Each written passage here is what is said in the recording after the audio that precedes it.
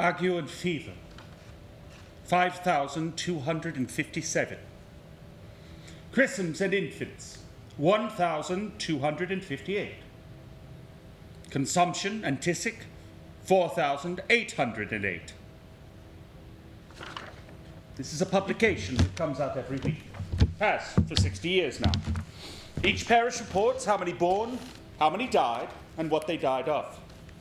It's called the Bills of Mortality. People subscribe, glance through. At year's end, they publish a summary. Frightened, 23. Grief, 46. Overlaid and starved, 45. Plague, 110,596.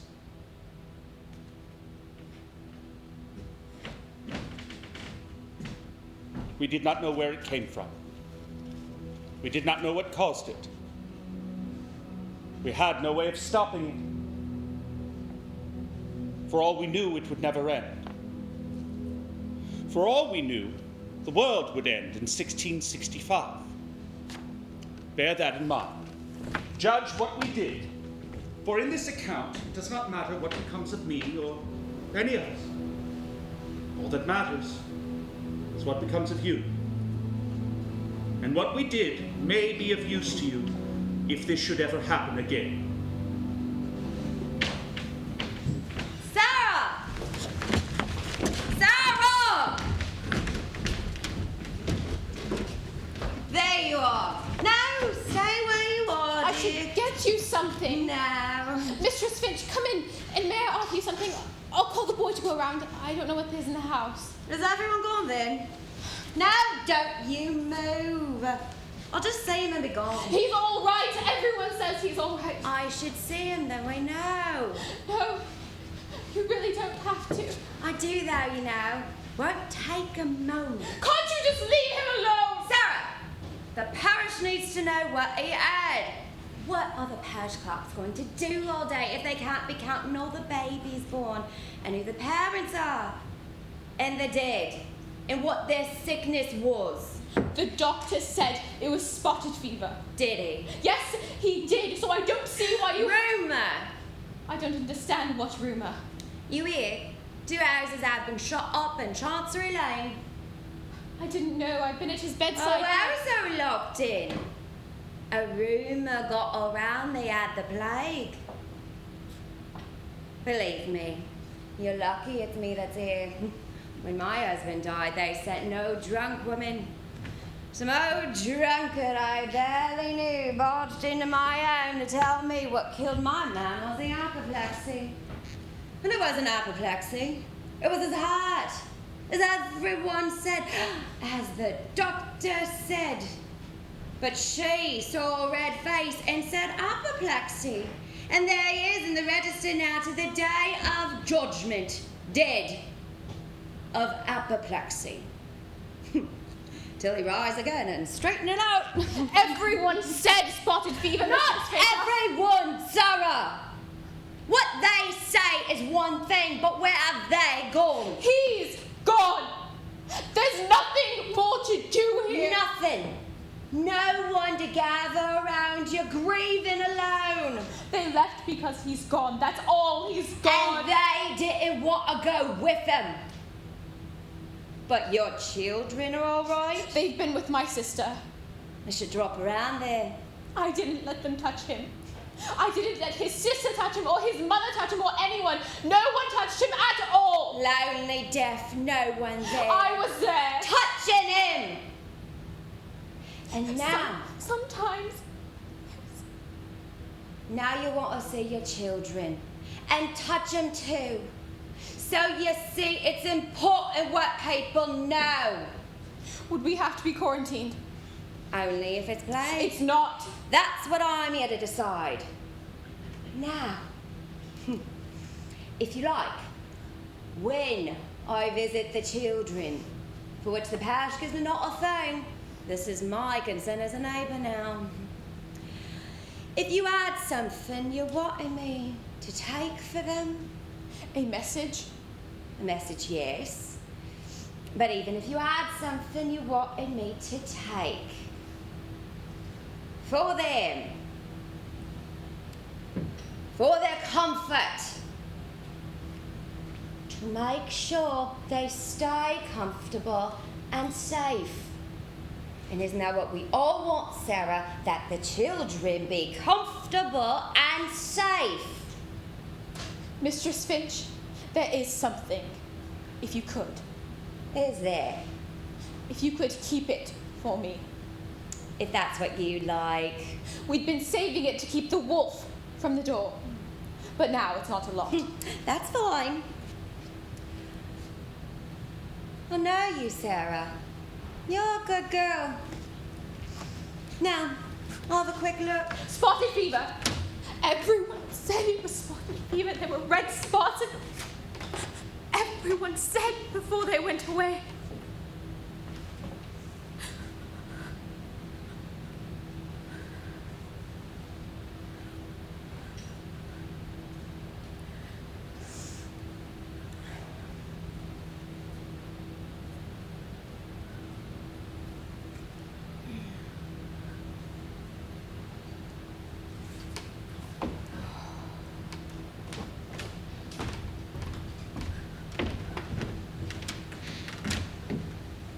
What are you now? Spotted fever. Is it? Now you know. Is it really Now, the if children? you'll just tell me where you've got that little something. Let me get it. No, stay where you are!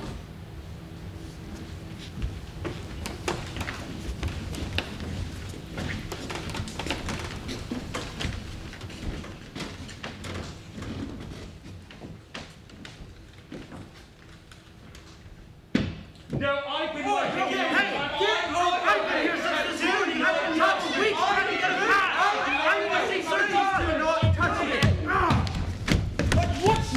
sorry. Give a man some breathing room, could you? Oh, you won't. Watch it! Look, I've got him on the other side here as well. There are other rooms you could wait in. Not if you want a pass. I came here for a pass. You can wait the same as anyone.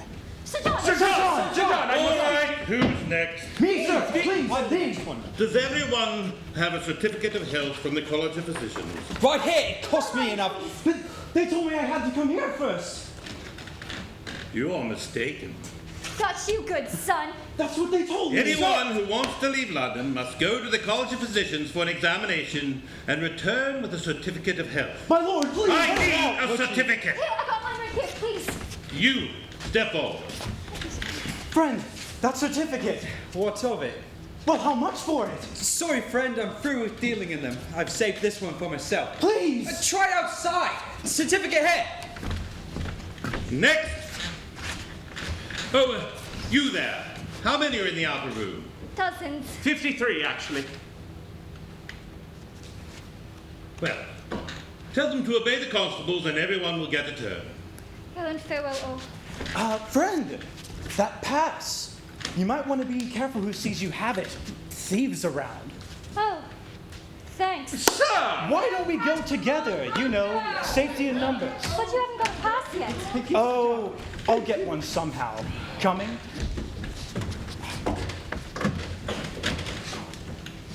Hey-ho, Jack! Good day, my lord. Oh, no formalities, Jack, please. Times like these. It's good to see you, Harry. I was starting to think I was the only one left. Well, I'm here on the king's business. Have you got your family out? They're all out. They're settling into the country place. And how about you? When do you leave? I'll be staying here. Oh, Jesus, Jack. Harry, I have to. I am an alderman. Can't you run things from a distance? You're the Lord Mayor. Privy Council is. Are they running things or merely running? Oh, now, gently now, Jack. All the best people are leaving. Well, what does that make you, me, and the alderman? Now, the aldermen are fine fellows, Jack, but surely you're a cut above them. But we think of you as one of us. His Majesty told me just before he left for Salisbury, nobody I'd rather have running things than Bully Jack Lawrence. He wants to know everything you do. I'm to be his eyes and ears. So splendid. Who else is staying? Well, Albemarle is staying. The Duke of Albemarle is upriver in Westminster. Oh, you don't want to work with him anyway. His physician told him that the best preventative for the plague is a gallon of whiskey a day. He'll be drunk for the duration. Aren't any of the Privy Council staying? What do you want that pack of political lapdogs underfoot for? We need every figure of authority that we can muster. Together we may do this. Oh, do what exactly? Harry, if all the best people are leaving, it follows that all the worst people must be staying. They'll be rioting in the streets any day now. They might even loot your house. Oh, well, can't the sheriffs keep them down? They're no match for a mob. Well, call in the army. You know, it's a funny thing about armies. If you stand back and order them headlong into a plague, they tend to resent you. They tend to become a mob. And then you have two mobs on your hands. Only one has weapons. Ah. The first thing you need to do is tell the Privy Council we need enough money to keep the living people fed, the dying people indoors, and the dead people buried. Please, sir, can I have a certificate, sir? Send them in! Madness! Madness! Dr. Goddard, how good of you to come. Good day, Sir John. The college has met and I brought the proposed design. Goddard, just the man. Lord Brounker, what a surprise. Now, I need your advice. But, my lord, I thought... No, this is on a different matter. You there, may I help you? Mr. Sawyer will be taking your dimensions. They what? Does the college really think that standing me in a wooden box will keep me healthy? What? They want to display me in a glass cabinet like a waxwork. The wood and glass will interpose themselves between you and the contagious air your petitioners breathe at you. It is the same principle as the headpieces we doctors are wearing. Oh, no, doesn't that scare the hell out of your patients? The beak filters out the infected air. Makes you look rather like a vulture. Sir John, would you care to see the renderings of the box? Please. Jesus, I look like a prisoner in the dock. If you want any modifications. Well, how about some room to maneuver in there? A place to sit? A slot to pass papers in and out. And a chamber pot. That'll save a little time. Now, Goddard, if no air comes in, Exactly, my lord. and then no air goes out, Air holes. Thank you, my lord. Sawyer, sketch out a new design. now, Goddard, tell me what to do here. I ordered a new suit a few weeks ago, apple blossom shade beautiful silk. Oh, you should appreciate this, Jack. Wasn't haberdashery the way you made your pile? Yes, well, a friend of mine from the Haberdashers Guild put me onto the stuff. Thomason? Yes. Yes. Well, he took me down to the dock. He pulled it right out of the crate for me. Oh, silk the color of apple blossoms blowing in the breeze off the Thames. I put on that suit and every fitting, slide it on, and I swear I could feel that breeze. Marvelous stuff. Well, I had it sent round to my tailor. Oh, who does your needlework? Meredith. And look, see, there's the problem. I took delivery of the suit today, and I've just heard he's fallen ill. Plague? Well, maybe, maybe not. Fallen ill is all you ever hear anymore. That's such a shame. He did such beautiful work. When will we get to see you wear this suit? Wear it? I'm afraid to have the damn thing in my house. Now, am I being stupid here? My lord is right to be cautious. Oh, no, I told my man not to even put it in my wardrobe for fear of contaminating the rest of my clothing. Have your man fumigated overnight over a fire made of sea coal. Oh, well, I can't appear before the court smelling like a campfire. It would be best to not wear the suit until the plague is past. By then, the contagion should have faded. Yes, but by then the fashion will have changed. Oh, he did do good work, didn't he? Such a bloody waste. I'm the next one. Let me in. I'm the doctor. Send him in! Is it always like this? On the slow days. Sweet Jesus. Good morning, Reverend Mills. Sir John, I've been inspecting the parishes, as you've asked. We warn the people that public assemblies are unhealthy and they insist on praying together. Well, commendable, really. Stupid, but commendable. Is there no means to keep them away? From church? But Sir John. Oh, make the sermons more boring. Impossible. True. I have found that most of the parishes have no ministers. They all seem to be leaving the city. I don't believe it. Almost none of us are left. I thought London was lousy with preachers. Didn't we appoint cartloads of you people when we gave the Puritans the toss? First the court goes, now the clergy. Jesus, the town seems really empty now that all the cowards are leaving. The king has left London, sir. The king is the body of England. It is his duty to preserve his majesty. The man has a stallion's courage. Stayed in town for weeks after the first case broke out. And a bloody magnificent king he is, too. Amen. Yes, like a horse he is. Do you know, Lady Castlemaine is swelling by the day. The ladies in waiting are pleading exhaustion. Just to keep him from getting the pox. You know, his physician created the cleverest little device. I've heard. Ingenious man, Dr. Condom. Actually, I had intended to stay. Oh, had you? Well, I'm very pleased to hear it. Yes, very soldierly of you. And I pray many, many times a day that God maintain my resolve. Look at this.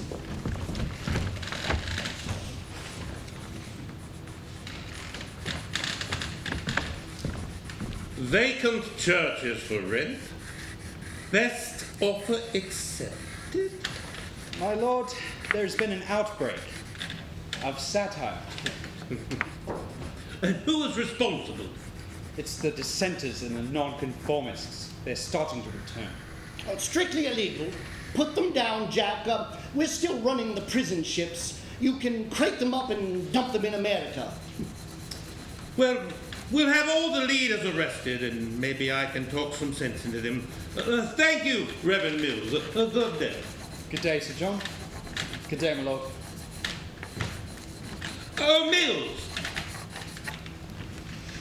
I thank God that you are staying. Yes. May he grant me the strength. Yes. As long as I possibly can. I give him a week. You might as well write his pass out of town right now. Rightly so. I am sending all my patients to Salisbury with His Majesty. But God! The air in the country is wholesome and fresh, a sovereign shield against distemper. The necessities of life in such times as these are just more plentiful there, and there are fewer troubles in general. If we disperse, the plague passes over an empty place, and the people can return when the weather turns healthy again.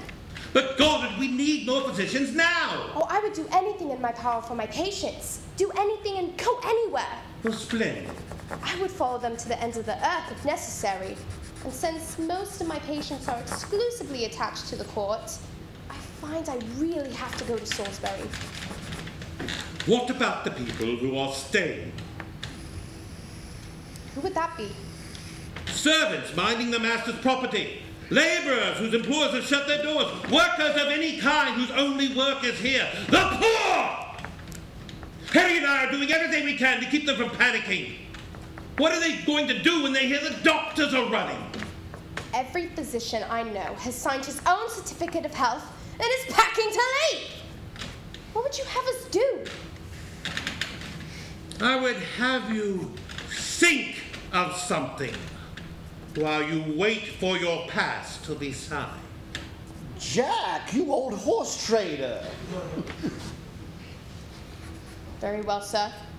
The College of Physicians shall provide, free of charge, a list of preventatives for the plague. We shall engage our chief apothecaries to remain here and dispense medicine. At the college's expense. Agreed. I need doctors. Tell the college. I'll pay them out of the public funds if need be. Now, just a moment. Are you suggesting that the government pay for medical care? Harry, can we discuss how we pay this later? If the money is forthcoming, we should find a few volunteers. I'll find your funds. That would have to include pension for their survivors. Done. Done.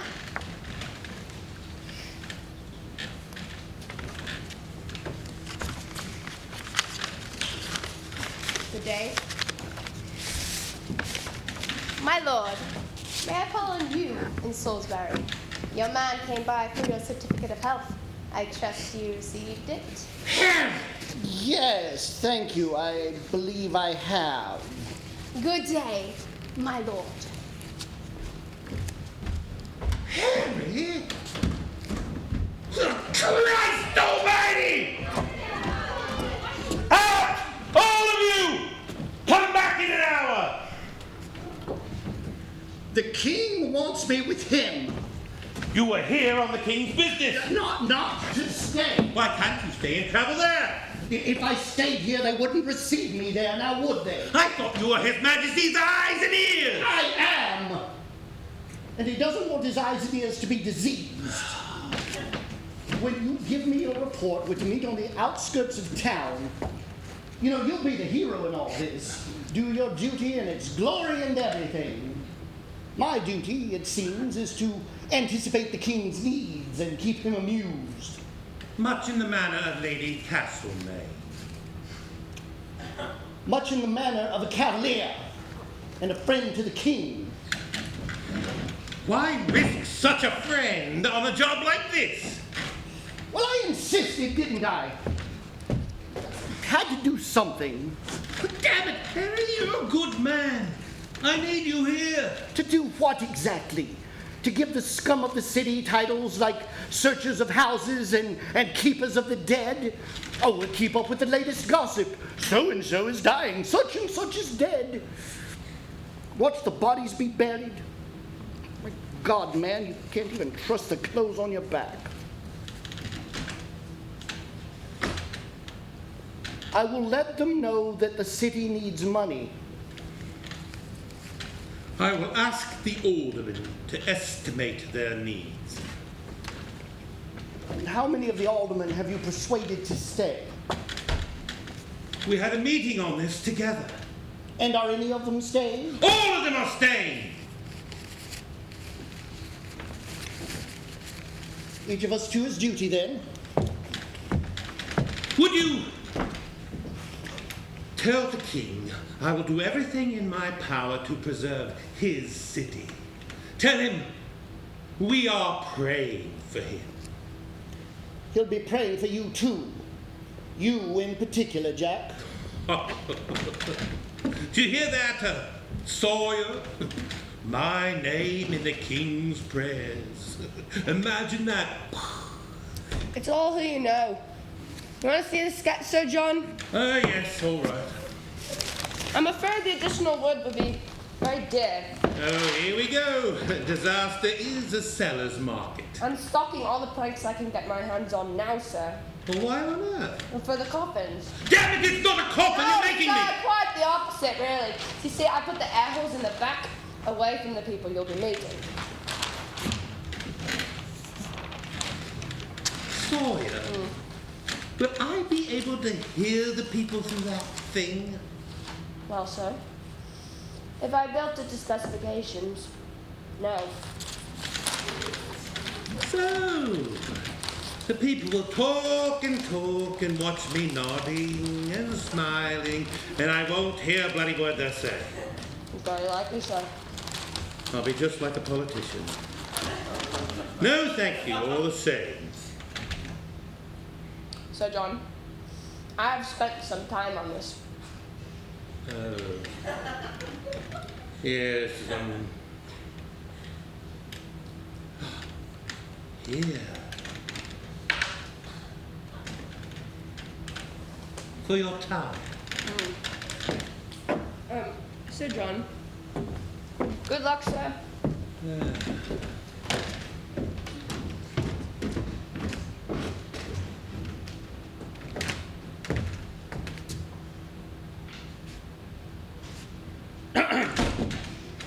The hell do you want?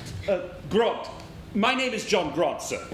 Oh, I suppose you want to pass out of town. No, actually, too much to do here. You're not essential to the king? Well, not essential. Not yet. Known to him, though. He made me a fellow of the Royal Society. Congratulations. Thank you. Yes, they're all gentlemen dilettantes, really, but I'm only a tradesman, so who am I to talk? Not all dilettantes in fairness. A few men of knowledge in there. Newton might come up with something. You know him, Isaac Newton? No, of course you wouldn't.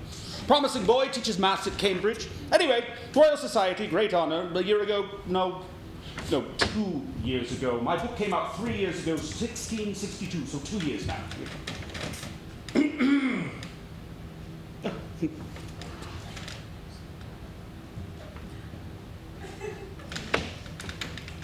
And what moved His Majesty to honor you? I think it was because I proved if there were a plague, it wouldn't be his fault. I imagine that was it. It was just a matter of looking at the bills of mortality. Well, I look at the bills. Everyone looks at the bills. No, you don't, actually. No one does, or did, till me. Well, take the plague. What does everyone think about the plague? Well, I would imagine they oppose it. You think so? Don't you? I don't see anyone trying to prevent it, so no. Now, what does everyone think? Either that you can't predict it, or that it happens every 20 years like clockwork. Except for His Majesty's enemies, that say it only happens when one of his dynastic line is crowned. Judgment of God, you see. And you proved his enemies wrong. I proved everybody wrong. Well, if you look at the bills, you see that there are plague years after some coronations, but not others. You see that there's no 20-year cycle. You see there is no predicting it. Well, you see there is. I predicted this one.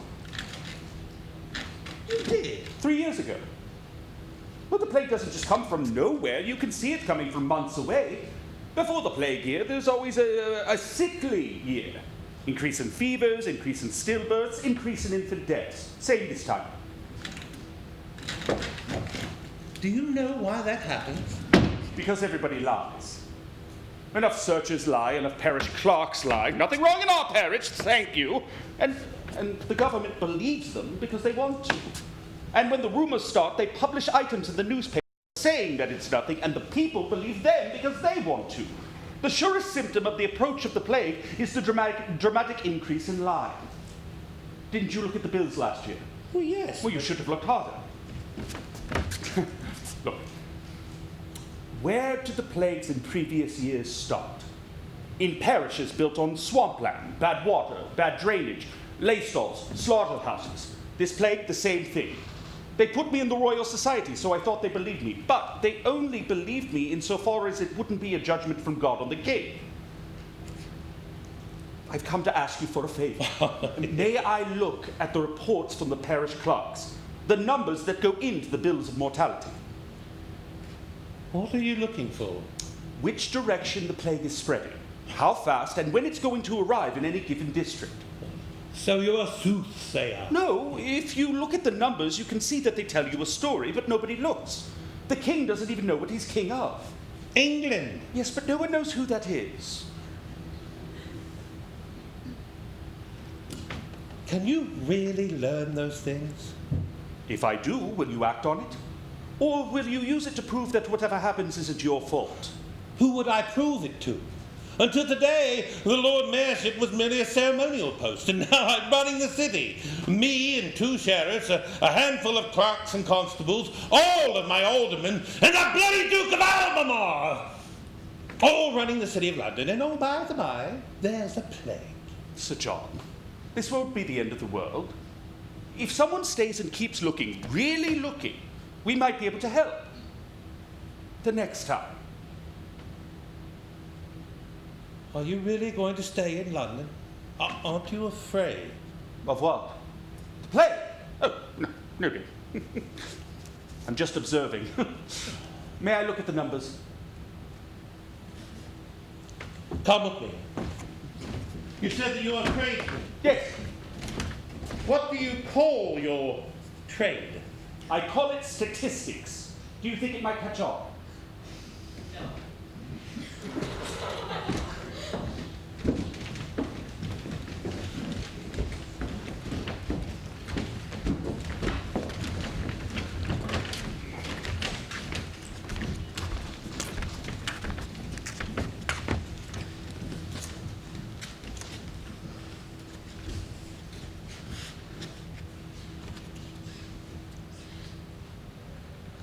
All our days, until this day, we have heard in our ears the whispers of God. He has murmured to us our sweetest thoughts and sung to us our dreams. And all our days we have stopped our ears. But now God raises his voice, and the plague is a roaring through the street. Amen. To whom is God speaking? To the stricken? Some would say that our neighbor's sickness is a sign of his sin, that somehow the sick are greater sinners than the healthy. But we've seen so many good people die, many while comforting others. Are we to believe this? No. The righteous are dying of the same disease as the most profane. We are all buried in the same grave, and will lie there until morning, in which we will rise and go our separate ways. All of London suffers, both stricken and well, and we will not suffer alone. The beauty, strength, and riches of the entire kingdom lie here. So if the plague is God's sentence, it must be on the whole of our nation. And if the judgment is national, we must reason that it was national sins that brought it on. There was a plague upon the heart of this nation long before the plague upon the body. Brothers and sisters, the constables are here. Are you Thomas Vincent, formerly minister of this parish? Yes? Will you come with us, please? The congregation has asked me to speak. You must come with us now. Brothers and sisters, do not interfere with these men in their duties. Do not do anything that might risk infecting them. If our nation were a person, could it stand trial before the throne of God without terror? Has our nation been merciful? Has our nation been peaceable? Has our nation been charitable to its neighbors? Has our nation lacked greed? Has it lacked overweening pride? What kind of person is an empire? Does it deserve the mercy of God? Does it deserve... Sir, you are under arrest. Not before I finish my thought. God help me, I am angry. I wanted so badly not to be angry by now. But while the constables watch our gates and watch our streets and watch our homes, who watches over his own heart with what comes in and what goes forth? Brothers and sisters, I beseech you that you hear these words and lie them against the opinion of your own conscience. Listen, consider, and lay to heart. Now go in peace. Gentlemen,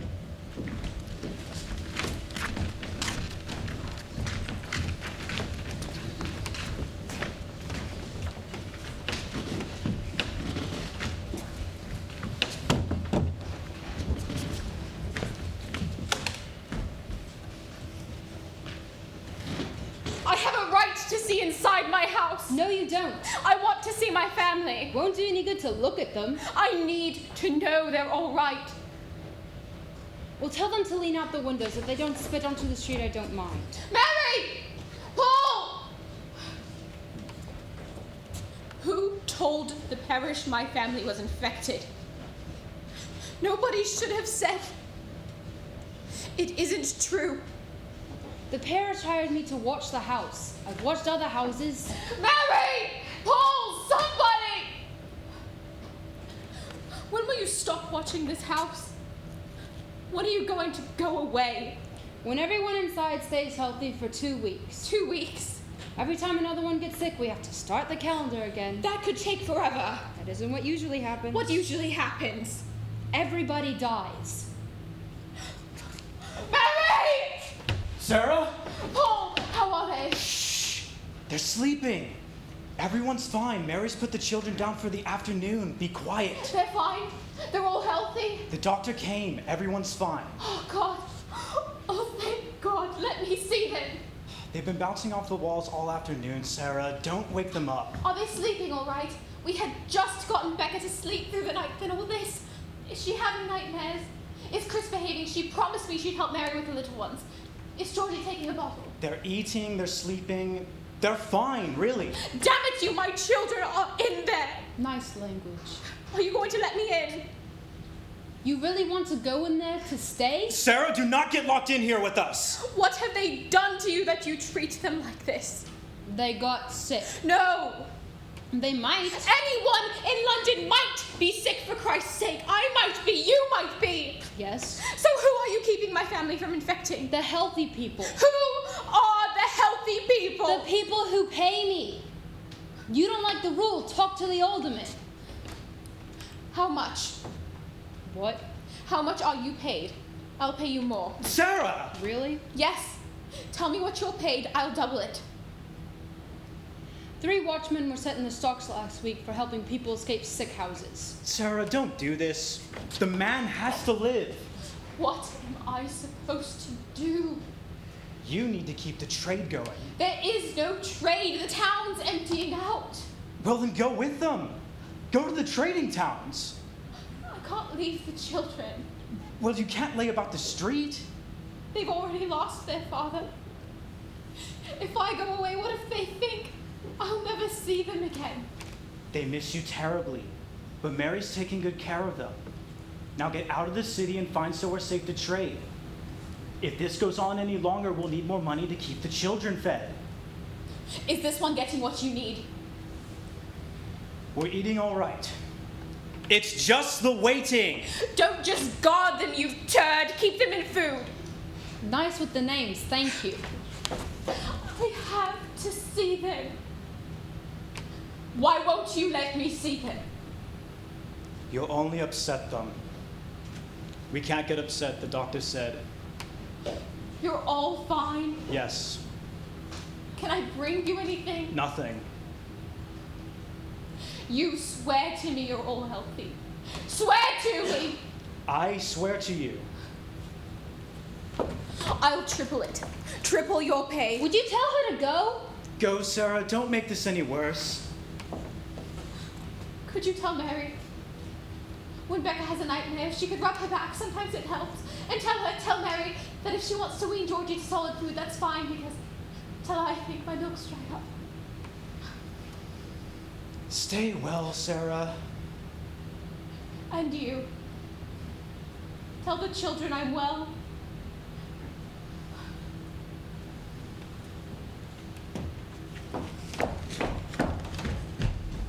Called me a turd, is that nice? She's your sister, is she? My wife's sister. Your wife talk like that? What do they pay you? I'll triple it. Name any price. Sorry. Most of us are still perfectly fine. If I let your family escape, I won't get a good job like this again. This is steady work. It'd be easier without all the nagging, but it's steady. Why are you doing this to us? We've never done anything to you. Before all this, I used to be a day laborer. You were merchants, weren't you? We were shopkeepers. Indoor work. Steady. You had some security. Now I've got a little security. I like it. Back during the Revolution when Cromwell was running the place, I thought that might get me some security, but it didn't. Then the king came back and I thought that might do it, but it didn't. Maybe the plague will do it. What kind of man profits from others' misfortunes? Well, there's doctors, ministers, nurses, gravediggers, merchants. What did you sell? Candles, wasn't it? Yes.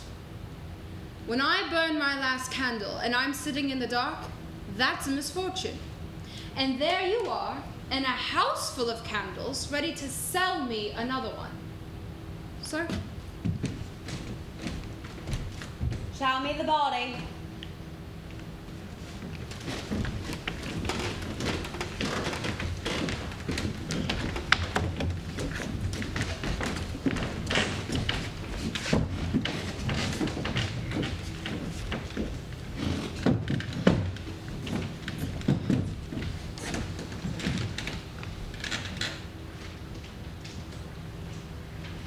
I've changed my mind. You've what? I've changed my mind, that's all. Find someone else. There is no one else. You're the best man I have. Then God help you. Well, he isn't. Well, what do you want to do, Edward? Leave? Go to the country? Most of my patients are in Salisbury with the court. They'll never let you into Salisbury. Why won't they? Well, you're here. They'll be afraid of you. I knew it. I've stayed for too long as it is. I'll go into the country. Give me a pass. But what are you going to do in the country? I would fish. The plague is spreading into the country.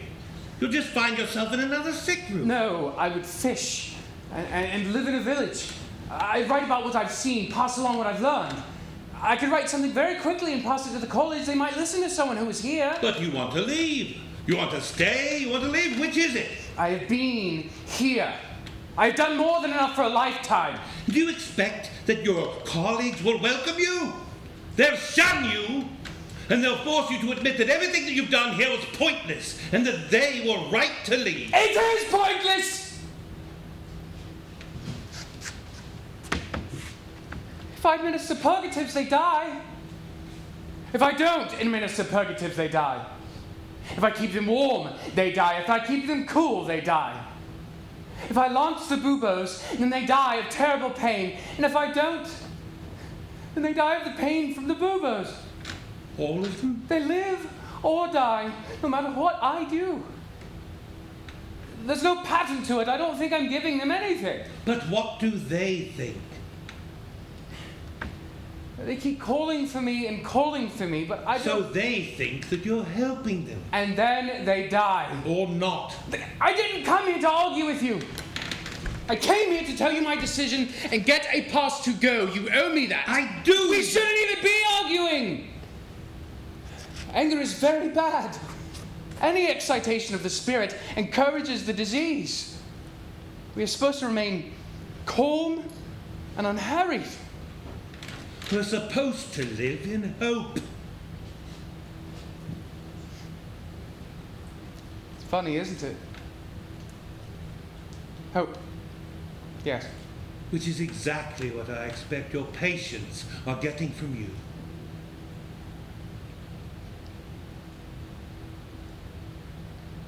I've almost caught it, you know. Twice I know of. Sweating a few spots. Oh, but here you are, alive and well. I will die here. No! No? Say that again. No? You're such a politician, John. Sitting there trying to win an argument. But do you have any idea what you're asking me to do? No. I can't know what I'm asking, because I might not do my duty, and many people may die. So I can't know, can I? My lord, the constables have brought Reverend Vincent. Send him in. And the constables? No, alone. Thank the constables and send them on their way. Dr. Harman, there's a surgeon's assistant waiting outside. He says you're wanted. Naturally. How many patients? He said patient, sir. Singular, sir. Well, if it's just one, I'll see one. Shall I? No. I'll go myself. Edward, here's a pass out of town. Take it.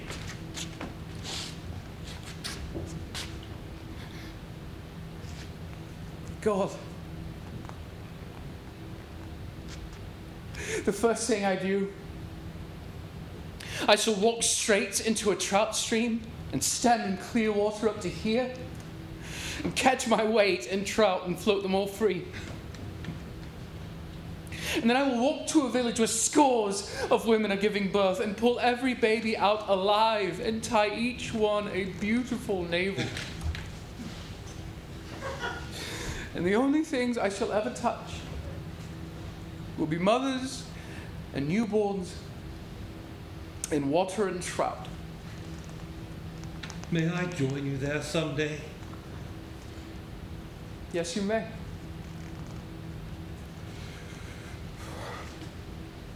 Good luck, John.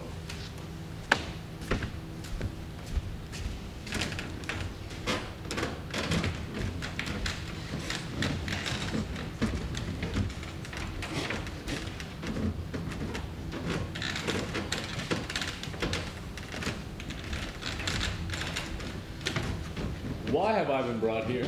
Dr. Vincent, do you know where you are? London. Do you know what you've done? I have preached. Do you know who I am? You are the Lord Man. I am the law here! It is against the law for you to be in London. It is against the law for you to preach here. You thought because the courts had gone that the law was gone as well. The penalty for what you've done is exile to the colonies. With so many of my fellow dissenters, I returned to London in the midst of a plague. Do you seek to frighten me with the sea voyage? Your fellows on the prison ships are dying like flies. They are dying like martyrs. Oh, is that why you returned here? I'm here because I'm needed here. The churches are open, but the pulpits are empty. And the law? Oh, my parishioners tell me you are signing no more passes. You speak to me of principles and the law, but your friend the physician leaves with a pass in his hand. Because he would never use it. You persuaded him not to leave? No, he's better than that. He persuaded himself. Simply, you just might have helped him recall his better nature. Sir John, I think we might be doing similar work. Why do you try to force me to go and convince your friend to stay? Because he is licensed and you are not. Sir, in my time, I've been licensed and unlicensed and licensed with limits and unlicensed again. I've been arrested by monarchs who are savage and arrested by Puritans who are savager still. And now I've been arrested by you, a businessman in a sash. Do you know what I could do to you? Oh, I've been threatened by professionals. But I'm not in jail. I'm not on the rack. I'm not on a leaking ship to nowhere. I am not dead yet. I'm in the office of the Lord Man, a man who's trying to run a city with no clergy. I don't care to argue politics with you. And I don't care to argue religion. You're a practical man, Sir John. I wager you can't tell your good Anglican doctrine from my nonconformism. And I don't expect you to care. But the people I answer to, they can tell the difference. Oh, and care deeply. Oh, where are they? Dancing in Salisbury. We are here. The people of London are here. In their panic, will they think, well, because the churchmen have gone, that God has gone as well? Once they believe that, how will you ever govern them?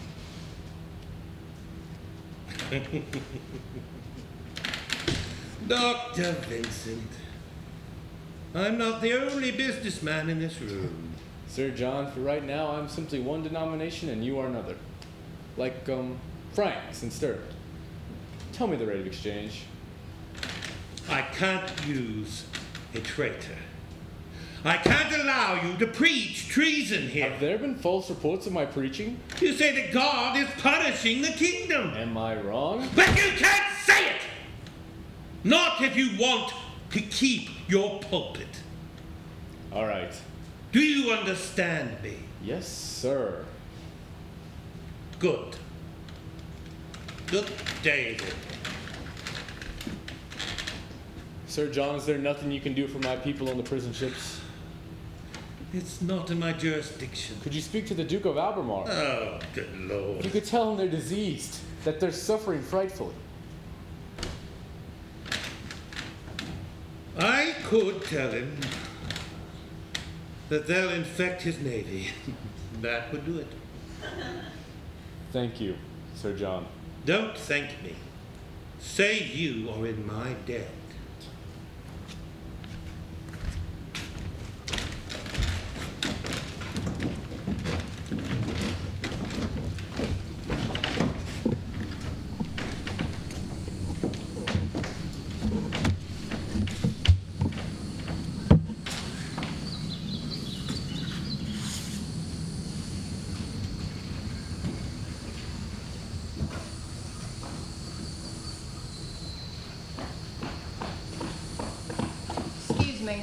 Good day, sir.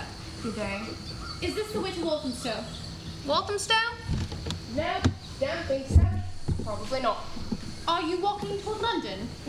No, wouldn't want to do that. No. Are you walking from London? I'm returning to Oxford. From London? That general area. The outskirts, trading. This isn't the road to Oxford. I was afraid of that. What is the next town up this road? Well, Walthamstow. Good. If I have to be lost, I'm glad to know where I am. Are you traveling as well? No, not really. You live here? Yes, around about here. Good. Well, so I continue up this road to Walthamstow. No, I don't think so. Probably not. But Gentlemen, good afternoon. May we help you, ma'am? Thank you. I wish to find the road through Walthamstow. From London? To Oxford. Oxford isn't this way. I've already explained all this to her, Bill. You're so polite nobody can understand you. Ma'am, no one passes from the London way. I don't understand. There's plague in London. Yes, I know. We don't want it here. I can understand that. So we have to keep the infected away. I'm pleased to hear it. I have no wish to contact infected people. May I pass, please? You come from London. I have been near London. Then you've been infected. No. Close enough. What? You probably have. I say I have not. A lot have said that. Now they're dead. Gentlemen, I agree with you. I wish to live among healthy people. I am a healthy person. I can prove I am, and You can prove that you're healthy. Yes, I can. But Andrew? You have a certificate declaring that you're healthy. Yes, I do. I have it right here. Those are issued only to citizens of London. Are you a citizen of London, then? My friends could have saved you time. People who travel to London for trade may pass through the fields. Londoners, we turn back. Infected Londoners, of course, I understand. I'm sorry, I should have explained better. I'm a good woman and not used to bargaining in the road with men as you forced me to. Not our choice. We're not bargaining. We're turning you back. Gentlemen, I have a certificate of health signed by a surgeon from the College of Physicians. We used to trust those certificates and let them through, but some died in the inn of the plague. We don't trust them anymore. Have some good woman examine my body for sores. We've heard there's time between catching it and showing it. Why do you try to fool us with this? There's no point arguing. The rule is made. I'm explaining to her. Ma'am, this town in London, we've done good trade. Yes, we have. I've travelled this road, gentlemen, helping in my husband's trade. I know this town. This is a good town. Where is your husband now? Dead of the plague? Spotted fever. And your children? My children are well. In London? Gentlemen, please! I thought as much. Stand where you are. Go back now. Ma'am, we have nothing against Londoners. Do you understand? Further up the road, you'd hear talk about the sins of the city. You'd hear about comeuppance. We're not saying that. We're trying to protect ourselves. Once this plague is over, we want no talk in London of the infernos here. And when you come back, we hope to trade again. Please believe me, I am well. You don't know yourself. You could be standing there now, infected. Quarantine me. Here, by this road. I have a little money, some. Enough for food. And with your charity, I can prove that Here, upwind of town. Andrew, some say the contagion comes on the wind. I'm sorry, not here. Let me pass through the fields. If we let Londoners pass through the fields, the towns north will hear about it and suspect us for infection. They'll cut us off. We have a responsibility. I won't turn around here and walk back to my death. I won't do it. You have to. I have to pass. We have to stop Try. If you think I'm infected, you wouldn't want to lay hands on me. Much better for me to pass right through your town. I'll pass through. I'll touch nothing. I'll breathe shallowly. If you try to stop me, I will throw myself into your arms. I'm sorry, I was never spoken in this way. I'm a good woman. Mom, this is a musket. We will use it. If you were a good woman, you wouldn't have brought us to this. Have you shot other Londoners? Where are they now? Do you roll them into a ditch or what? We have not. We could. Others have, in other towns.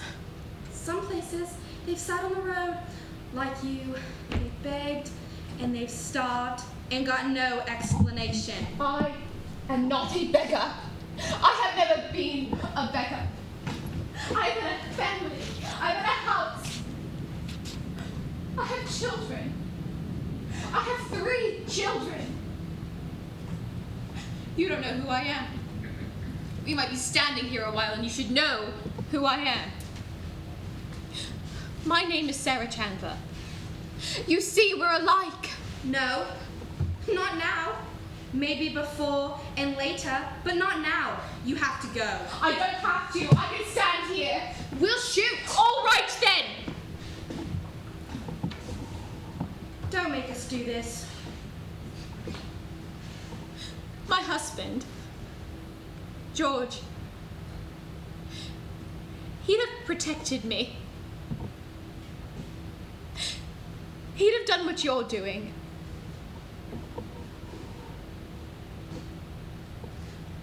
He was just like you. Bill, get the dog. I'm sorry, ma'am. You leave us no choice. No. That's all right. This road's no good to me now. Thank you. I'm trying to get away from infection. What are you saying? There's no infection here. No? Have you ever seen plague tokens? I have. Look at him. Do you see that place on his neck? There's nothing on my neck. Of course not. You know best, I'm sure. Good day, gentlemen. We could shoot you, you know! Calls herself a good woman. There's nothing on my neck. Of course not. Scolding like a fishwife. There is actually a little something. That? Scar from a goiter. Had it for years, I have. Yes, of course. What's going on? It's true!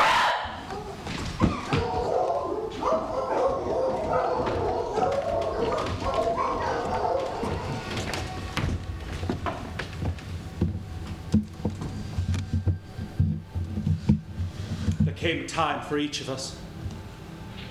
Mine came the first time I ran a fever. And I realized I was ill, and what it might be, the sweat burst out of me. I sent for the doctor and took to my bed, waiting to learn if I was going to die. Terribly frightened. Hadn't expected that, worth noting. I dozed, finally, and in my fever I was vouchsafed a dream. I dreamed I was dying there in my room, and I was approached by a tall figure, young, dressed all in linen. "Are you the angel of death?" I asked. He said, I'll never forget, he said, "No. I asked to come fetch you myself. I am the recording angel. Your desk is waiting. Come and help me count the hosts of heaven." Oh, Jesus. I woke up smiling, but I had learned. I was here. Oh, Jesus. Oh, Jesus.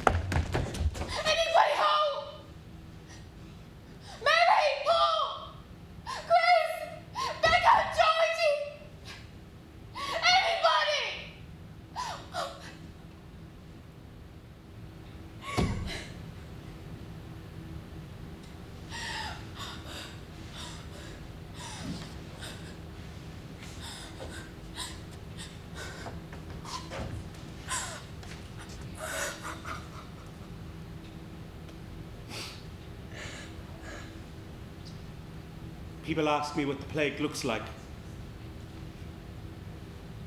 it looks like this. You wander through a crowd of absences. Friends gone, of course, but it's more than that. The plague is where you search for strangers. Where are the crowds? I don't know where I am without the crowds. They were my landmarks. The crowds in the morning, that was the exchange. The crowds at midday, that was Westminster. The people milling about in the evening, that was Drury Lane. You say to yourself, I don't know where I am. Where am I now? A long, open space. It used to be a road, but there's nowhere to go and no one passes, so what is it now? A narrow meadow where cinders bloom. All around it stand great wooden crates. They had doors and windows once, but those have been nailed shut, crosses painted on them. The wooden crates are filled with poisoned air, standing in the air. I don't know this place. I have to get out of here. I know. I'll go to the fields of grain. I'll stand in the crowds of grain, and then I'll know where I am. But when you arrive at the fields, the crowds of grain are gone. New hills are there, and new valleys. And this is where the crowds have gone. The surface of the earth is almost filled, that it can no longer hold anymore, and the pits are filled to bursting. The people are becoming the land, and the land has broken out into sores. I wandered along the edge of that place where London went into the ground. I've always gone where the crowds have gone, but to be alive in this place at this time somehow feels like a rude mistake, like something that just isn't done anymore. So as you walk, if you chance to see any other body at all, your heart stands up and begins to dance. You want to run to that person and press your heart against theirs so your hearts can dance together, but you mustn't. You mustn't touch them. You mustn't go near them. And so you wave and call out, and they wave back like two little boats in the high sea of the plague, afraid to approach each other for fear that the waves would crash you into one another and you would crush each other. And this is London now. Narrow channels, a meadow, wooden crates filled with poisoned air where you row the little boat of your body. Every now and again you see a sail on the horizon and you wave and it waves back. And then you pick up your oars again and you row and you row and you row through the ashes.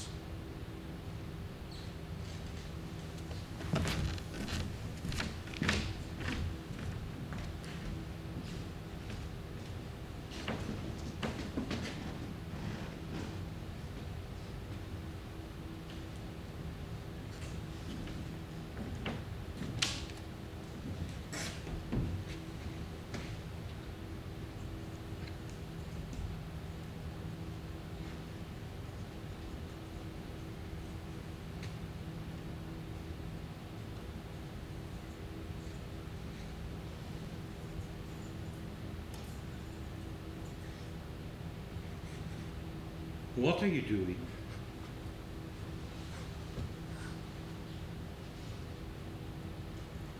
This used to be my house. What are you doing here now? This used to be my yard.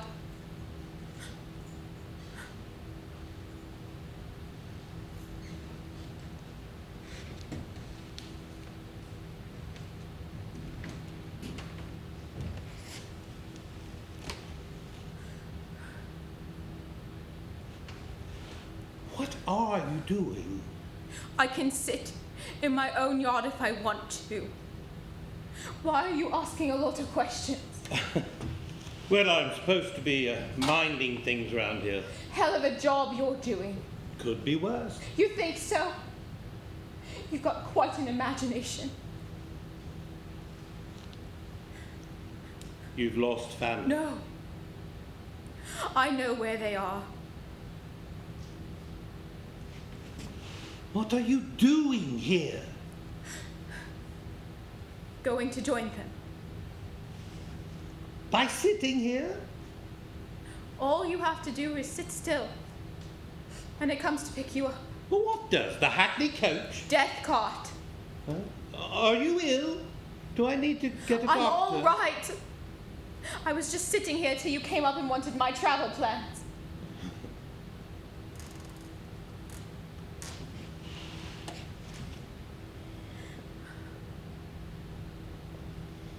So, you're sitting. You must be the one in charge of this. It all makes sense now. You must be a shopkeeper's wife. Shopkeeper's widow. I thought so. You know, I'm married to one myself. Tongue like a razor. My wife, remarkable. I bought her a certain leisure, a house full of servants. Now me, I don't mind sitting for hours, but she has no knack for it, just like you, I'd expect. She walks around and wipes this up and mends that and checks the accounts payable one more time.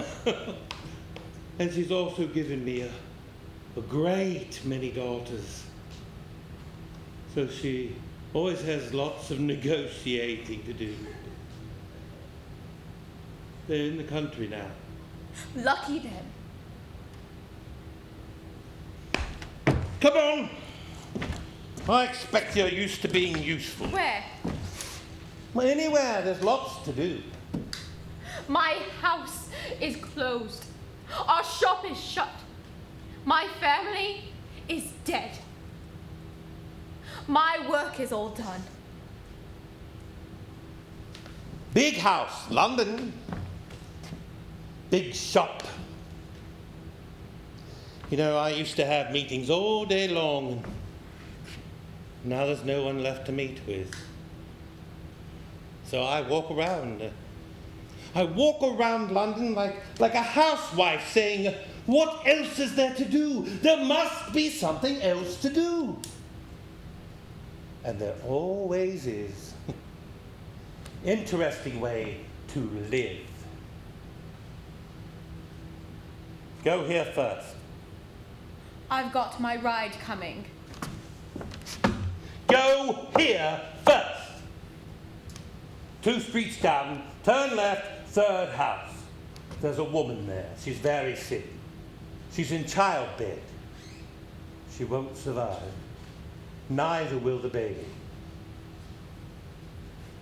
And what do you expect me to do about it? Everything you can! Which is quite a lot, I'd expect. No. I'd expect it's more than even you know. Come on! Dr. Harman will be stopping around to check on you in the afternoon. Tell him I sent you. After they're dead, report to him. There's food and a little money in it. Enough to keep body and soul together. Mine aren't on the best of terms. It comes from sitting still.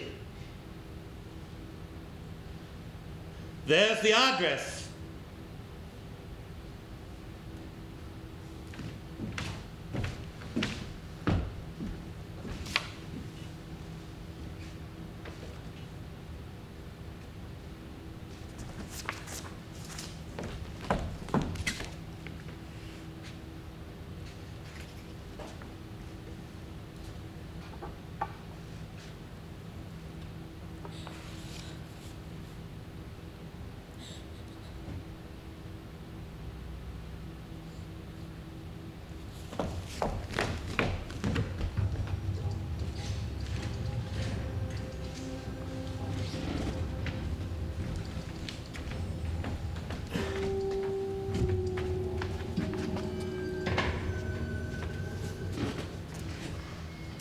Morning. Good morning. How's London? Worse. Tim Bishop died. Oh. I liked him. Yours coming? Yeah. Yours waiting? Yeah. Shit. Is this the place? Yes, sir. Have you seen him? No, haven't you? Look sharp. You have the bill of mortality? Yes, my lord. I will examine it. My lord, I expect he'll be along in a very few moments. He's often out of the office, my lord, and the bell rings so often for so many things. It is difficult to tell the time. Lord Brounker, it's good to see you again. Graunt. Mr. Graunt, yes. John Graunt, yes. We have met before when I was accepted into the Royal Society. Ah, yes. And again a year ago. No. Last November, and here it is only July. Has it only been 8 months? How slowly the year is going. 8 months ago... At a Royal Society meeting. How kind of you to remember. Yes. The session where Mr. Clerk and Mr. Percy fed opium to the greyhound. Yeah, most informative, yes. Sir John asked me to come along today to share some of my observations with regard to the bills of mortality. This is frightful! Yes, but its true significance is only revealed in relation to the other... Good day, my lord. Good day, Sir John. Did I keep you waiting, sir? I was not waiting. The court's move from Salisbury to Oxford went smoothly? Quite well. There was some concern over Lady Castlemaine, who's very near her time to be travelling, but all went bravely. London salutes them. The king is well? Quite well. It's good to see you looking so well. I am well.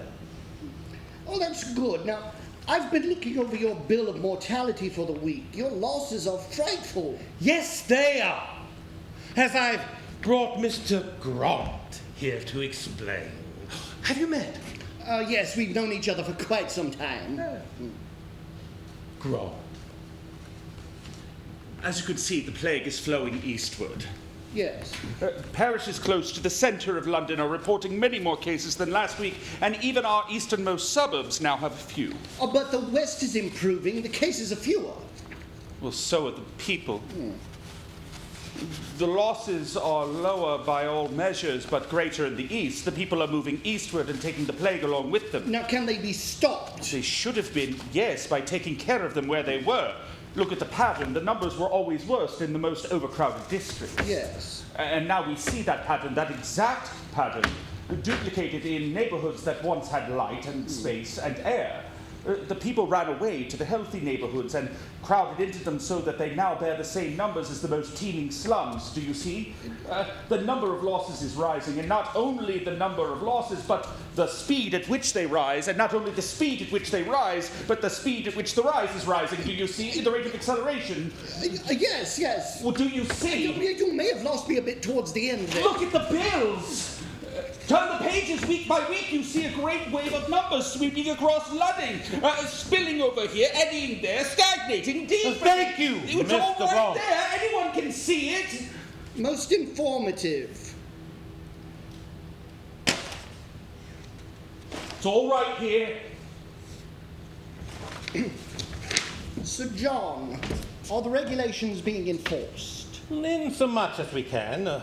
Enforcement requires healthy enforcers, which we have very few of left, especially considering the wages.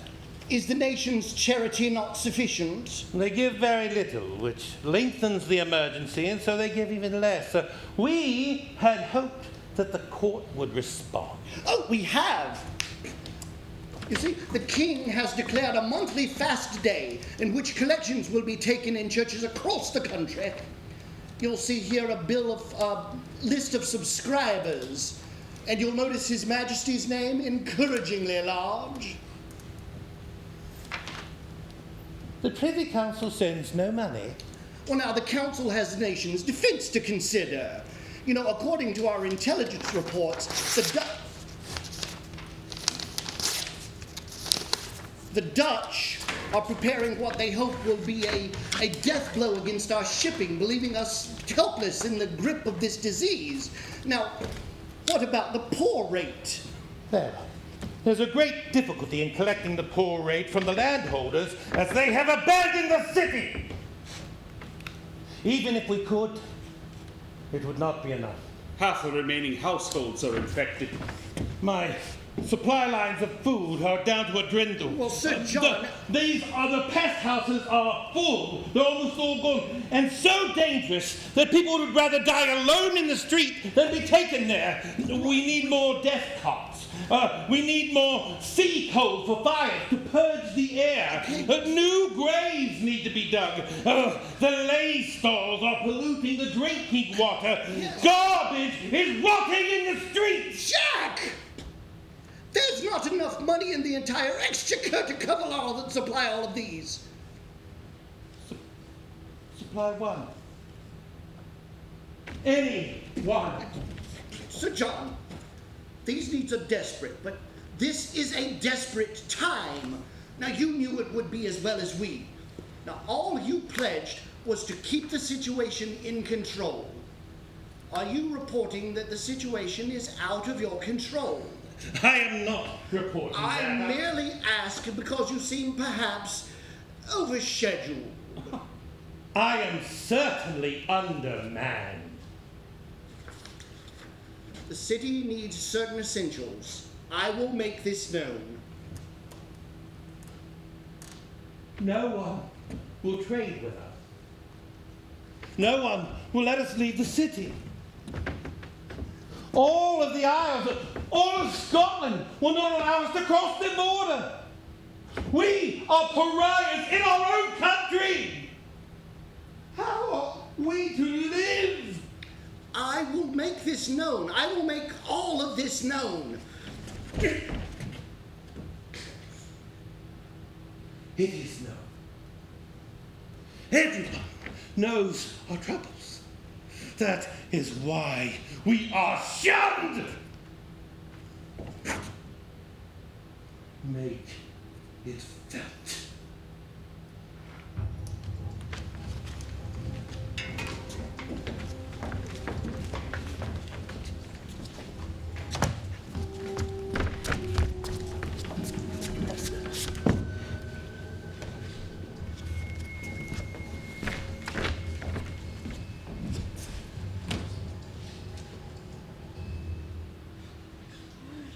Stupid cow!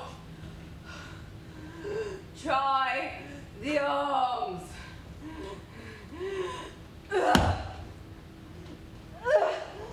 Jesus Christ!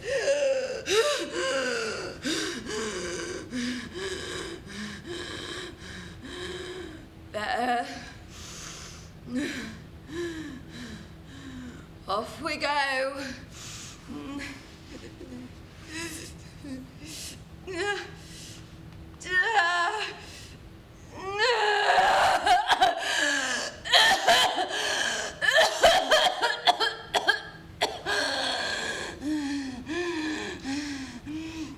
All right, Elizabeth. Doctor says you can't walk, you're gonna. Bet you can't get into bed before he comes.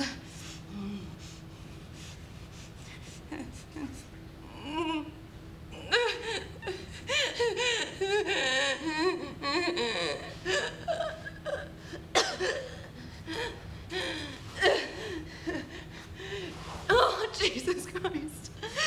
Oh, Jesus Christ. Oh, Jesus Christ.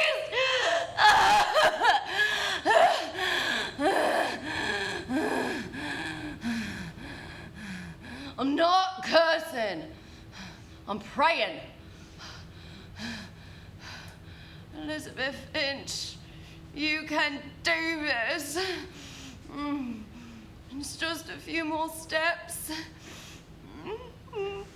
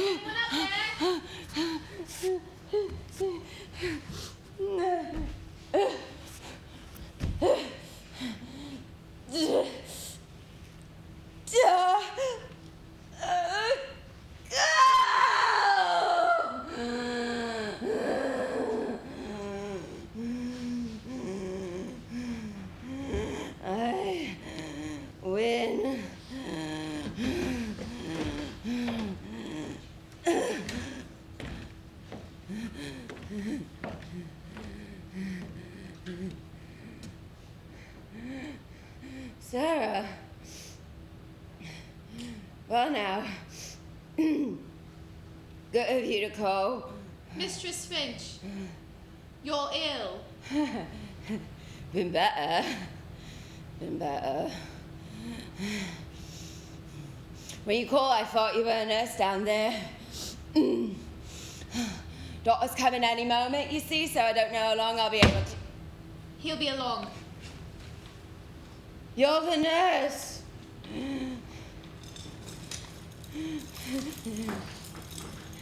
Wrists and ankles. Since when? Days now. Wrists and ankles.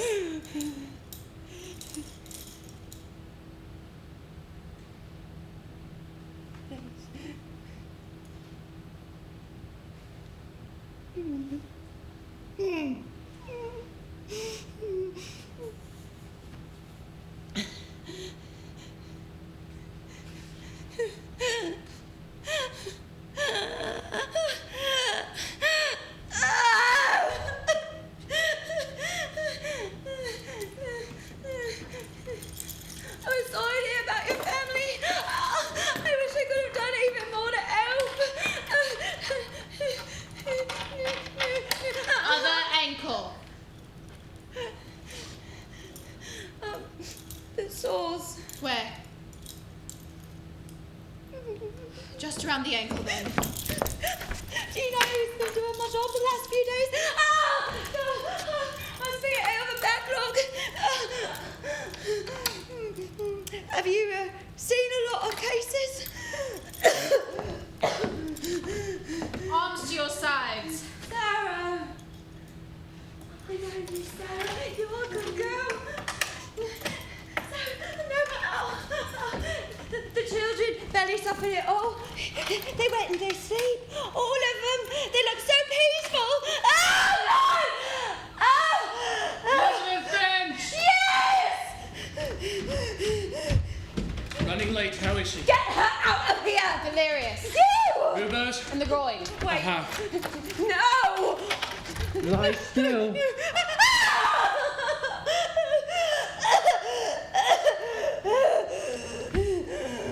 I thought as much.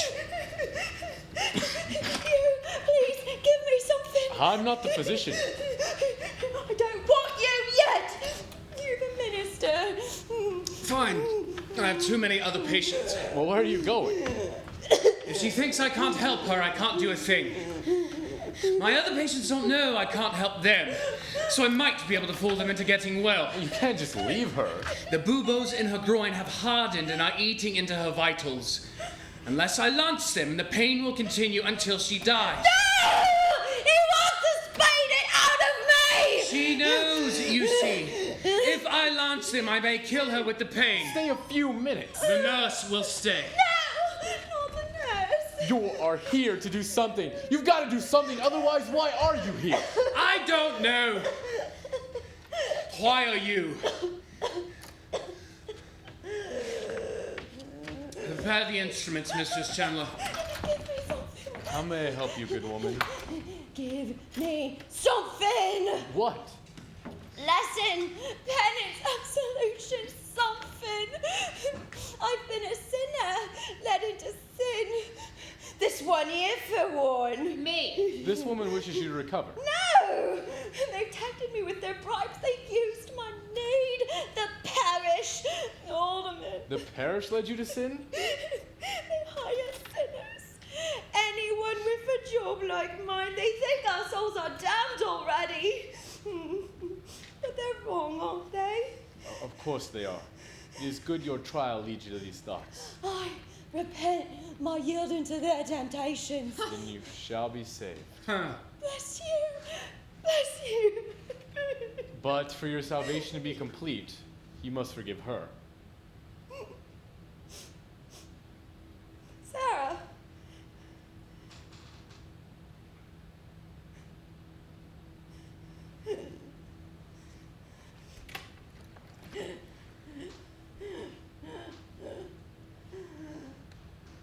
Forgive you. Forgive you too.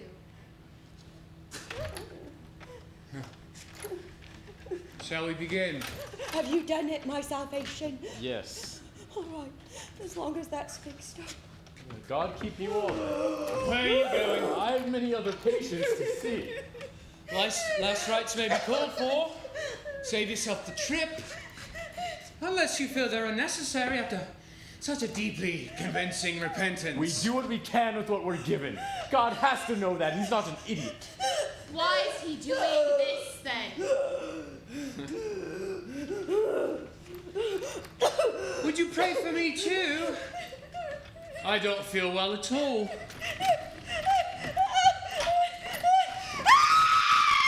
And here I must confess there is a gap in my accounts.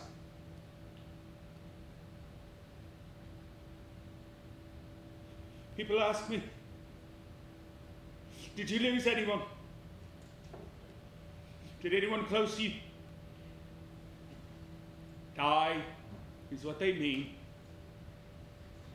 And that question is not their fault. They weren't there, you see, as I was. They're not here.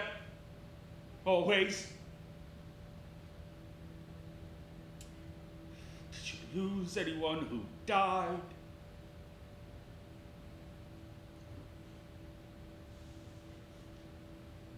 In the month of June, we lost 1,000 people to the plague. In the month of July, we lost 1,000 people every week. In the month of August, we lost 1,000 people every day.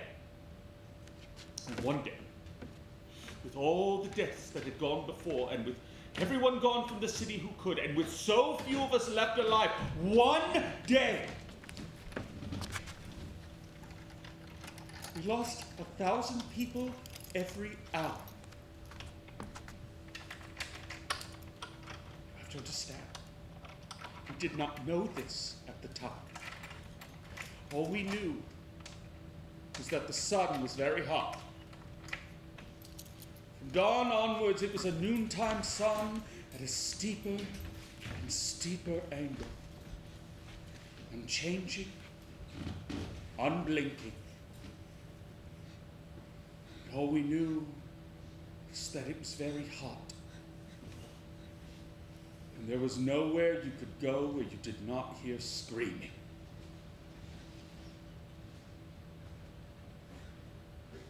They say we lost 1,000 an hour, but it was probably more. That was the day we lost count of ourselves. And what we did, what we must have done to be counted amongst the living at the end of that day, none of us can tell. We became a different species, unable to speak to one another. And then we were back, but with no words for what we must have done. On that day, everyone in London died. All of us. Some of us came back, but with a gap in our accounts. This I must tell you as your guide to this place, who, like our cartographers, in places of which no description is possible, can only write, "Here there be tigers."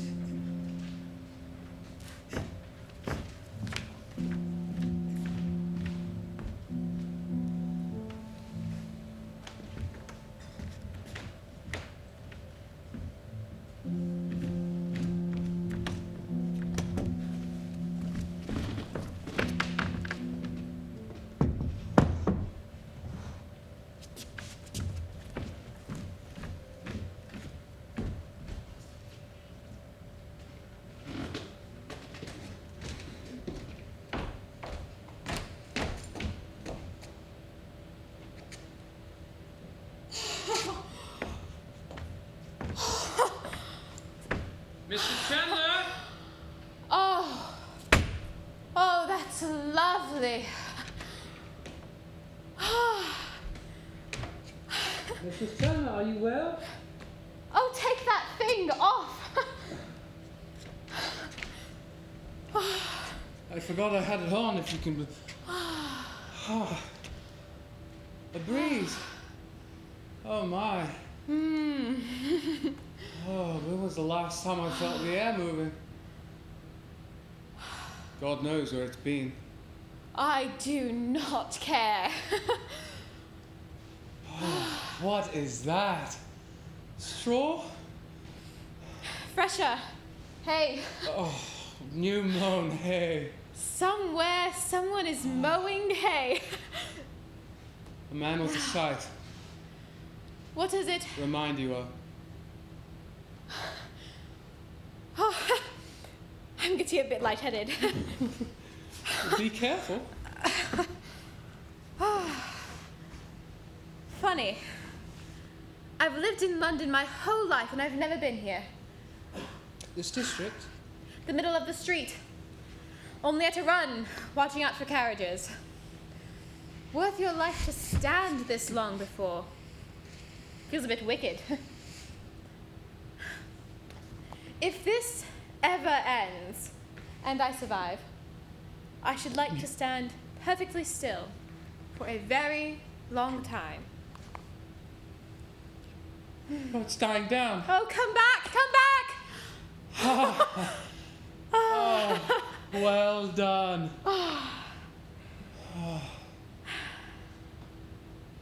This is one of the busiest streets in London. Look at it. Grass is growing. Who does it remind me of? Oh.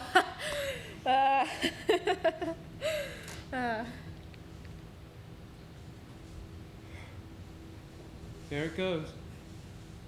There it goes.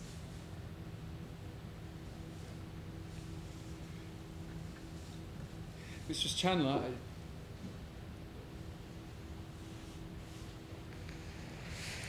there's something I wanted to ask you, but, well, it is awkward. Please. As you may have noticed, I've not been as strong in the last few days as I've been. And with that and some other signs, I think it's clear that I am not well. I'm sorry.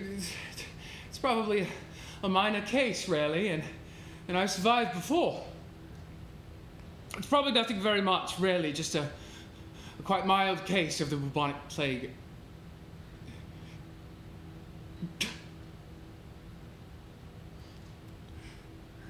When I think of the things I used to worry about. You wanted to ask me something. I've seen what happens to people later in this. Many become delirious. Some run into the street, and in their fever they can infect others. I've never seen that happen. Well, none of my patients has, because we bind them firmly, but I've seen them struggle. Perhaps they just don't want to be tied up. Of course not, but they have to be. I'm afraid that when the fever comes upon me, I might escape. And I can't have that. I've worked very hard against this disease, and I won't be responsible for spreading it. I'm afraid of what I might do when I'm not of my right mind. You want me to bind you to a bed? Yes. But I'm stronger than you, so it may not hold me.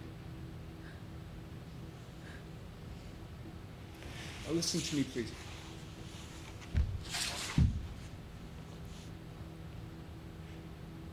I know that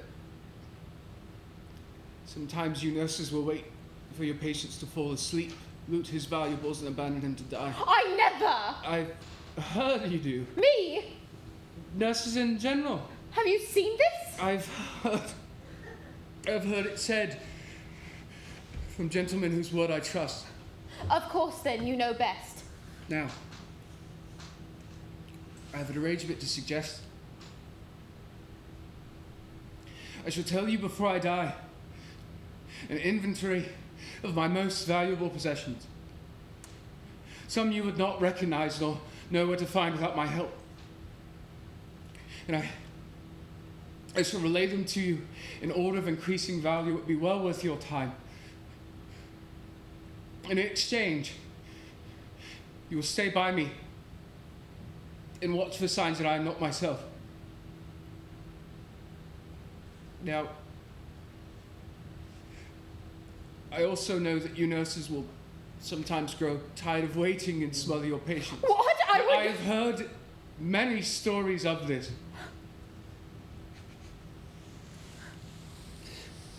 When I begin to struggle,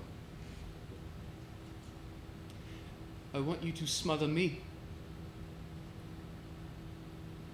I gather you know how to do it in such a way that there's little danger of detection.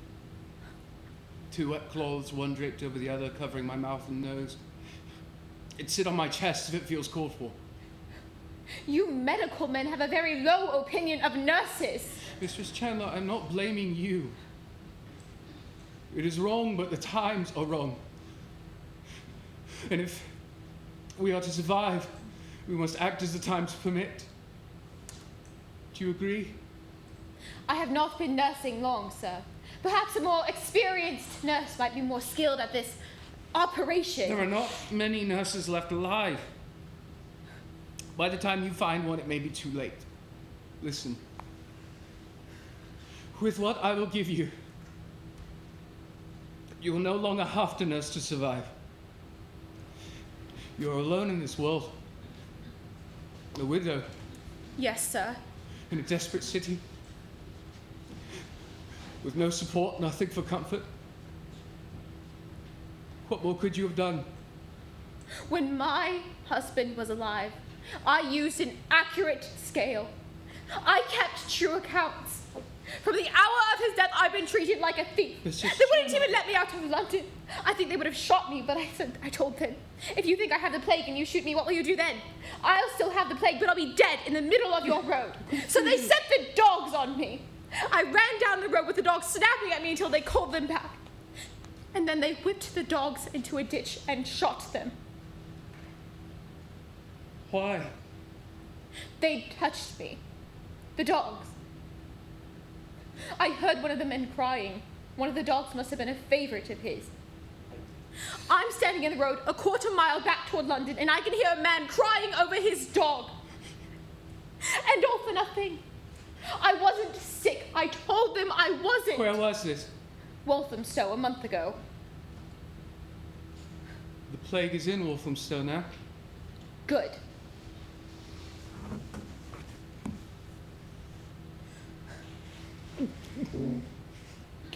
You came back and nursed the sick.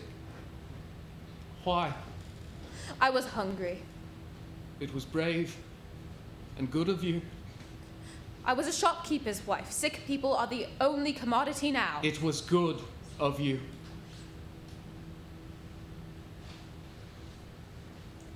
Most of the doctors left long ago.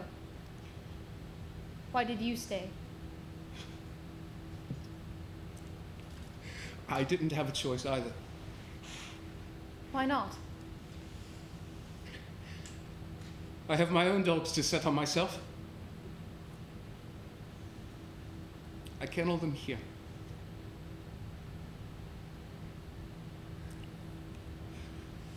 We should be on our way.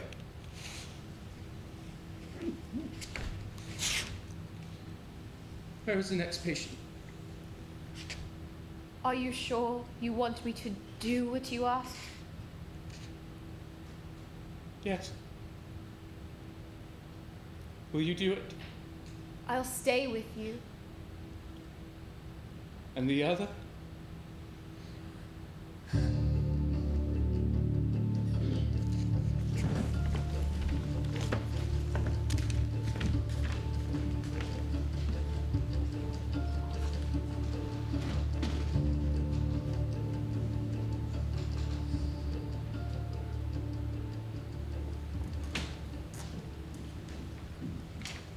I was visiting the offices at Cripplegate Parish. I wanted to check on what I suspected was some terrible underreporting. When I got there, the door was locked, in the middle of the day. I called, no answer. The sexton came by and we broke in, and there was the parish clerk at his desk. Parish register on his desk, his head upon the parish register. Dead. Of the plague. In the middle of making an entry. told the sexton to go get a doctor. He told me the man was dead. What we needed was a searcher. I ordered him to go get a doctor. I was very upset. I don't know why. I hadn't known the man. He left and I just stood there looking. I should have left the room, but I just stood there looking. At the body. Oh, I'm sure you've had your At the ledger.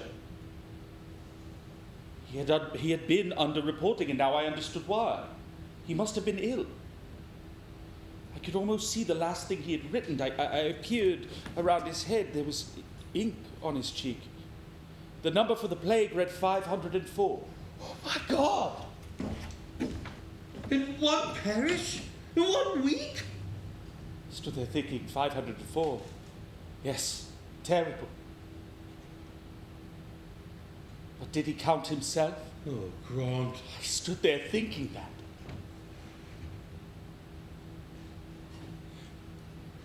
May I tell you something? You have been so open to my information. Yes, you've been of a great help, and you will so in the future. Yes. So I think it's important that you know this. You see, I've always followed the trends, and death is so much the rage now. Sometimes the plague so infects my mind that I begin to think, right, perhaps the world would not be worse off with fewer people. I'm not excluding myself in this, not by any means. Each of us is a loose end, really. I know what a sinful thought this is, and I put it down, but the thought returns. So many wretched sufferers and their suffering children, and on and on. Whole groups would simplify matters perfectly if they would just simply disappear.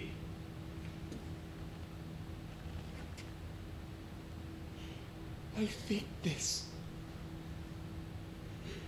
And then I think how I long for people who think like me to govern the world.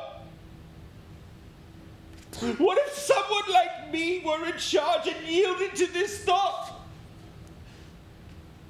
I fear I'm doing a dangerous thing. I think almost anything could become a plague.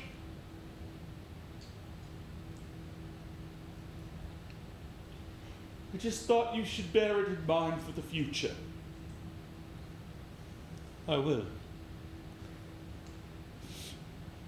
I stood there a long time, I think. The sexton came back without the doctor, and I said, "Where is he?" And he told me the doctor was dead. What doctor? Edward Harman. Did you know him? Yes. I did.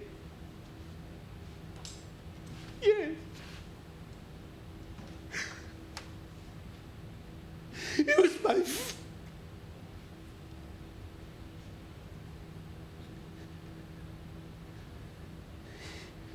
He was my physician. In fact,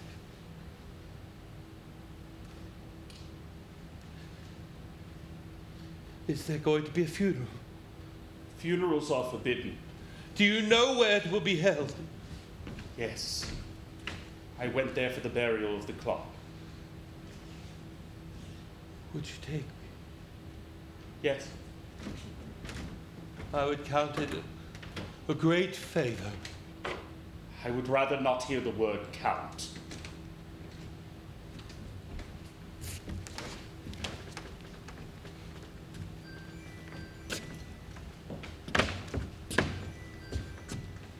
Sir, you're the Lord Mayor, aren't you? Yes. You hired me. I remember. I sent you to work with Dr. Harman. I have a message for you. From Dr. Harman? Did you nurse him as well?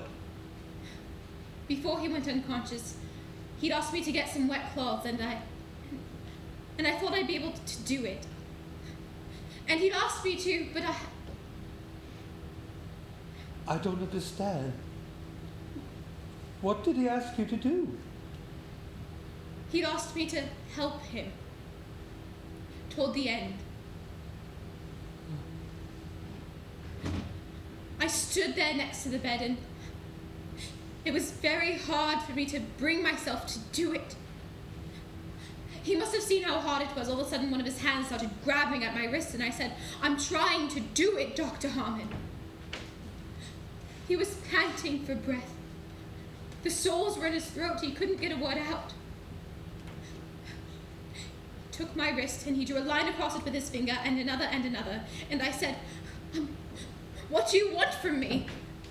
And then he drew a line between, and he drew a steeple, and a funnel, and a cone. But what he was doing was spelling out, I have changed my mind. Oh. He lived for 2 days after that. It was very hard. But he was calmer toward the end, and he wrote on a slate. It took a long time. But what he wanted was to tell the Lord Mayor that he stayed. That he stayed the whole time.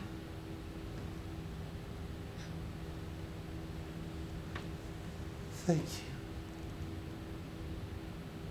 Thank you for the message.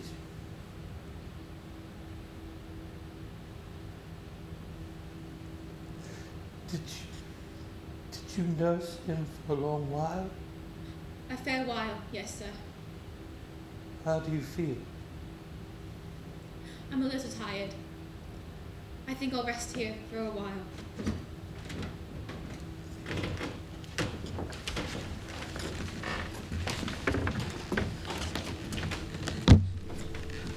So, here we are again. And so many. I come every day, I come expecting to find no one is left but myself. Oh, well, Sir John. Oh, yes, of course. He was a friend of yours. Shall we begin? I shall speak of Edward and recount his life. I should repeat it is dangerous for you all to be here. This place breathes infection. I confess I have wondered why we keep coming. But here we are, so let us begin. I shall speak of Edward, and am I the only one who wonders why we keep coming? Why we keep on grieving? Consider it! Nothing eats at the heart so much as grief. Love is such a powerful thing that should it place an object in our hearts, we can scarcely bear to have it taken from us without our hearts being ripped into pieces. But still, we can grieve. What gives us the strength? And think what we are asking when we mourn. That our friend not be lost to us? That he rise and breathe the living air again for friendship's sake? That something, anything can rise from the dead. Yet we know this cannot happen. So why have we come?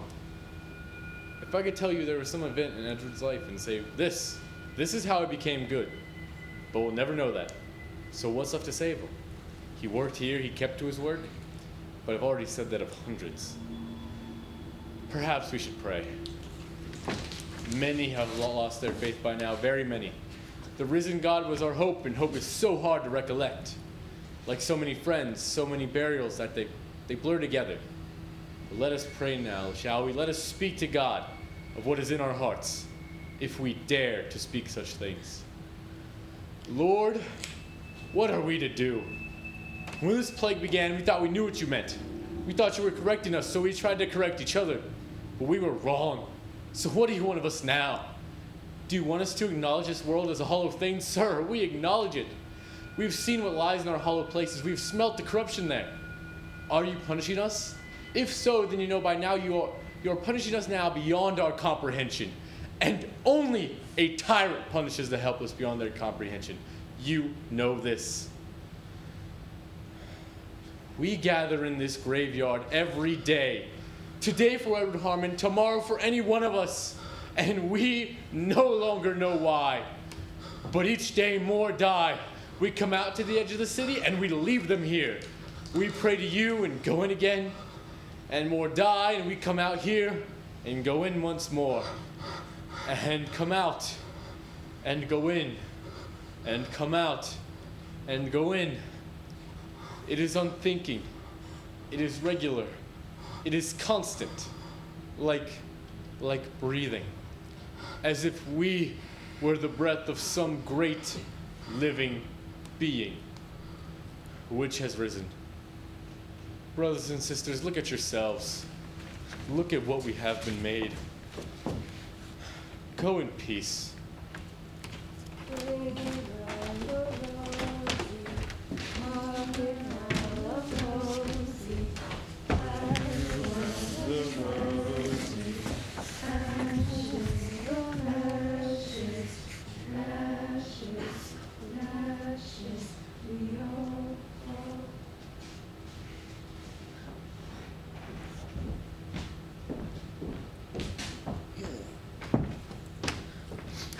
Sir John, most excellent news.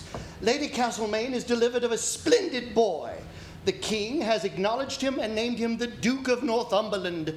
The court rejoices. In the midst of all this death, we are in life. All of London salutes His Majesty. I shall report it so. Do so. And when you do, tell them that any wealthy person who does not pay the poor rate, I shall instruct the constables to open their houses and seize their property. You wouldn't. Either I will do it or the poor will do it. We'll call in the army. The army has the plague. You're a man of duty, Jack. You swore to do your utmost to preserve the city, and now you would see the city be looted? The city charter gives the Lord Mayor the power to collect the rates. I shall report on this meeting to the city. Do so, please. Its content, but not its tone. The court well knows that you are doing a hero's labor here, a Herculean labor. Intemperance is permitted in our heroes. Report whatever will make them act. Jack, consider what you're doing. If you do this, if you strip the great houses to appease the poor, what becomes of your pledge to the king to preserve London? Sir, my idea of what constitutes London has greatly changed.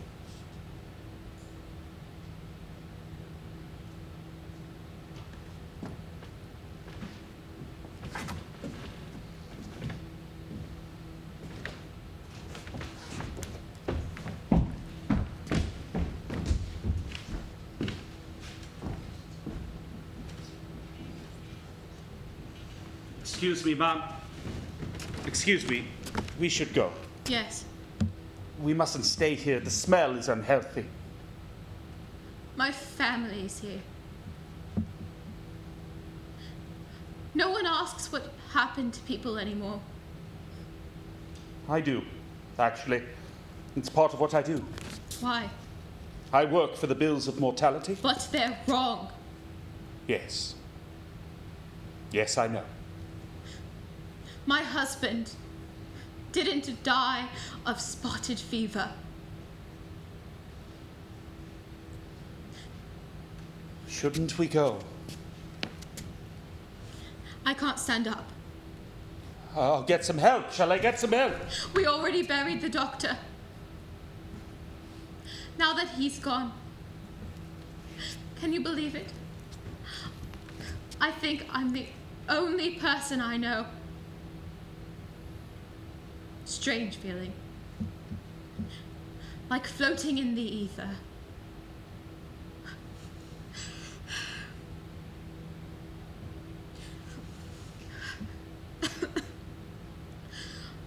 I don't feel well at all.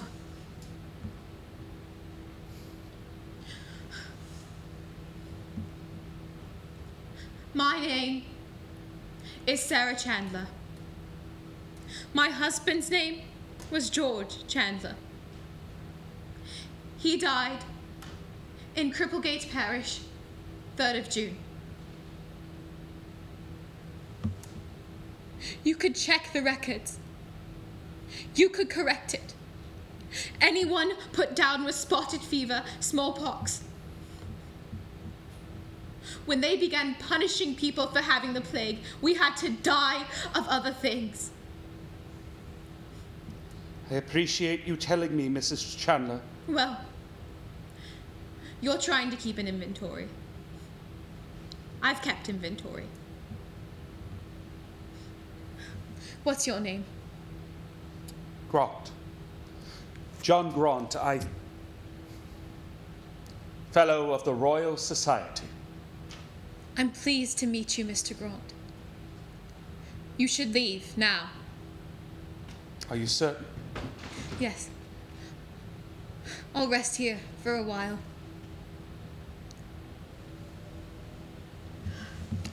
We knew so little, and we don't know much. So people ask me if we learned anything during the plague, and I say we did. Newton did. He came up with something just as I said he would, and he taught it to us, those of us that lived. Plague spread to Cambridge, you see, and it closed for the duration. Everyone scattered.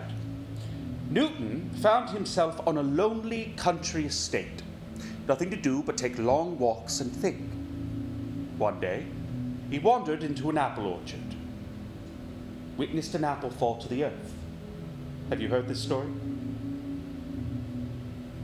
Really looked at the apple. Really looked at it. No one had. Not really. Wondered if he could describe what happened mathematically. Tried. Did.